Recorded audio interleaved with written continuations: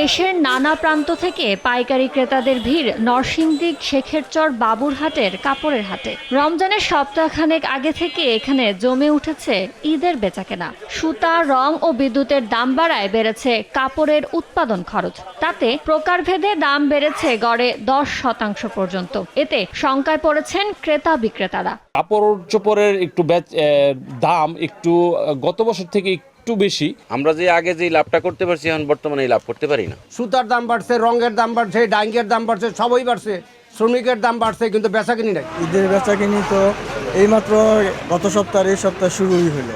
এই বাজারের পাইকারি ক্রেতারা বলছেন কাপড়ের দাম বাড়া ও স্থানীয় বাজারে এখনো ঈদের বেচাকেনা শুরু না হওয়ায় আগে থেকে খুব বেশি কাপড় তারা কিনছেন না। চাহিদা বুঝে পরে হয়তো বেচাকেনা বাড়াবেন।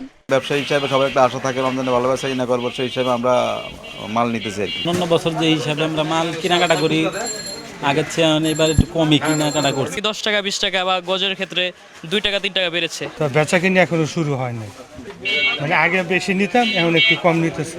ঈদ উপলক্ষে সপ্তাহের প্রতি হাটে 5 থেকে 6 হাজার কোটি টাকার কাপড় বেচাকেনা হচ্ছে উল্লেখ করে বণিক সমিতি জানিয়েছে ব্যবসায়ীদের জন্য পর্যাপ্ত নিরাপত্তার ব্যবস্থা করা হয়েছে।